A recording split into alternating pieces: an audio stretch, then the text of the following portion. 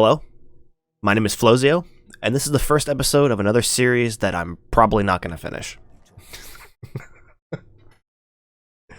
With Halo 2 set to release in the Master Chief Collection on May 12th for PC, I think now is a pretty good time to try and help some people try to get to the legendary difficulty of the campaign.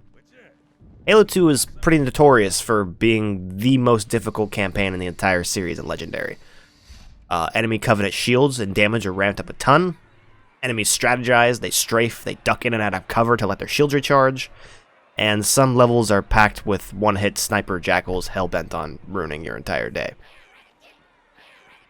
That being said, there's a lot of difficult sections that can be either skipped or cheesed, but we'll cover that later.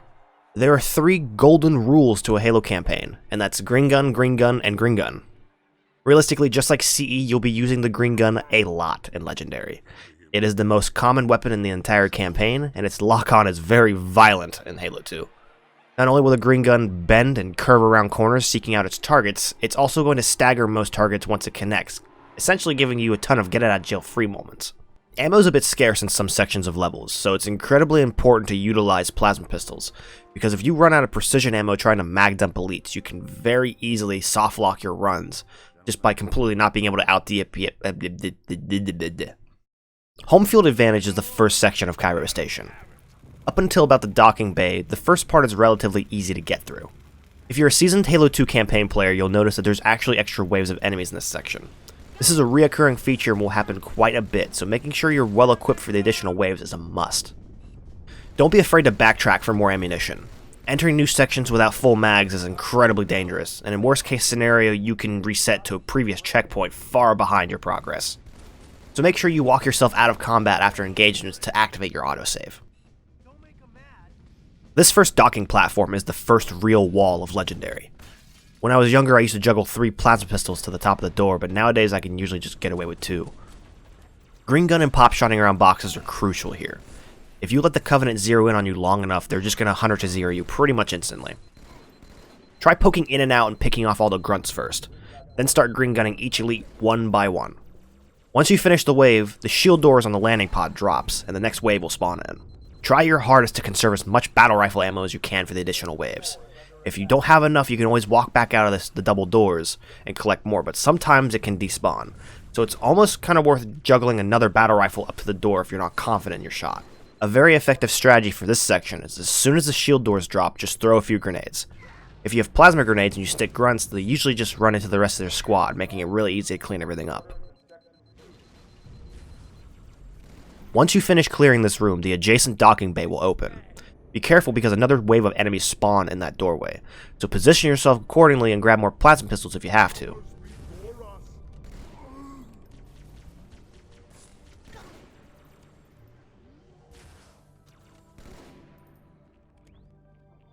The next room looks almost identical to the previous docking bay.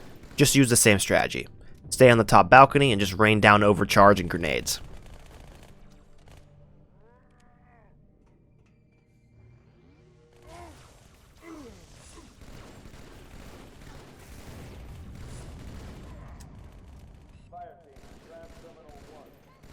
Priority shift is the next section.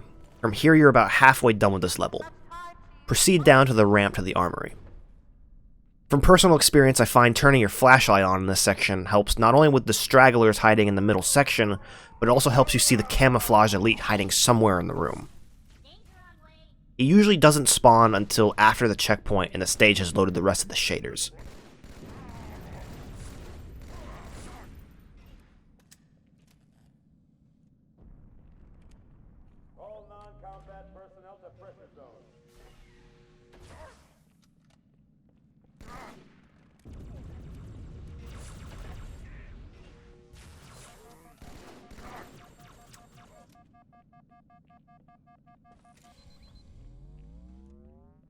Continue to the Armory.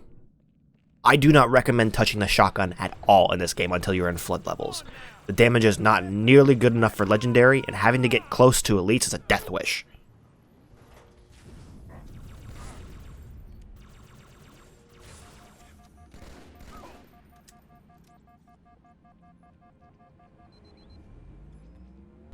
Authorized personnel only is the third major checkpoint of this stage.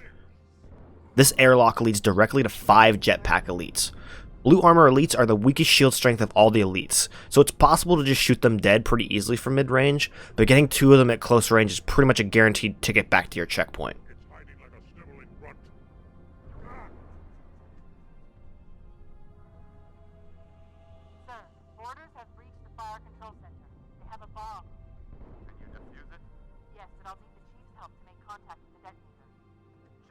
Get to the bomb, double time. Cortana, prioritize targets and fire at will.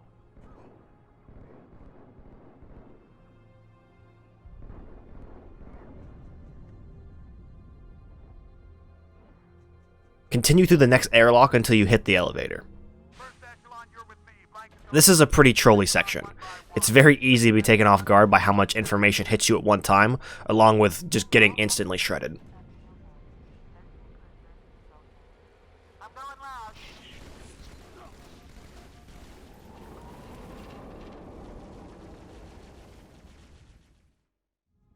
The best strategy for this section is timing. Listen for when you think they're close enough to where a good grenade throw will clean up a good portion of them and then pop shot the rest of them.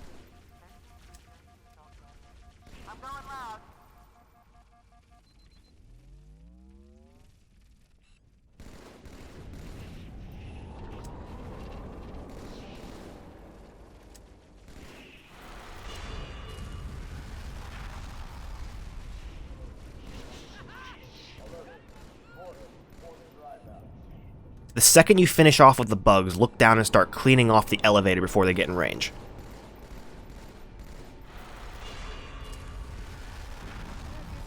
Usually the elites will hide once you pick off the grunts, so quickly use your downtime to find more ammunition in the stage. I found using this box to be pretty cheesy on PC because of the centered crosshair, but I don't recommend doing this because if the elites get frisky, they'll just charge you and melt you down instantly.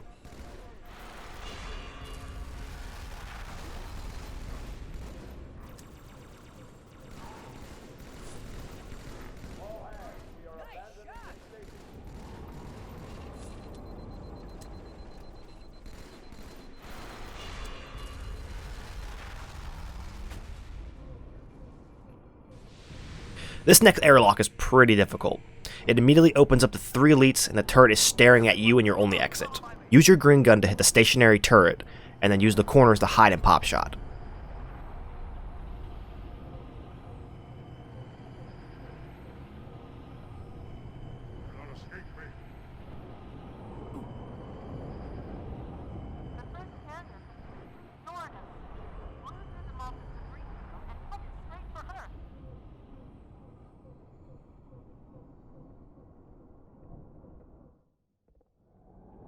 Push your way up the battery, but stop here and wait for the second wave of Jetpack Elites waiting to ambush you.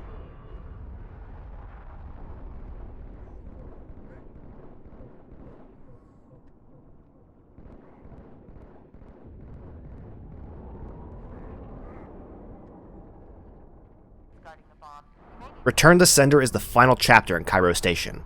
Use everything you've learned to help you approach this room. This room is full of elites dual-wielding plasma rifles and needlers, so it's very easy to die around corners because of the needler tracking.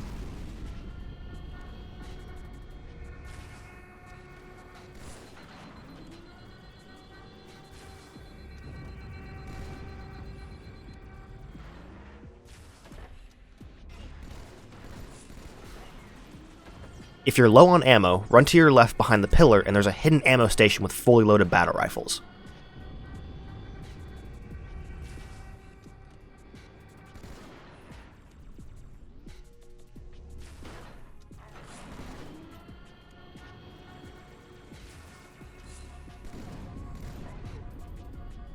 Right here is when I don't take my own advice and forget to bring an extra plasma pistol with me. Thankfully, near the front of the door when you walk in is a plasma rifle, so with some decent shot placement you can pretty much duel whatever's left in the room.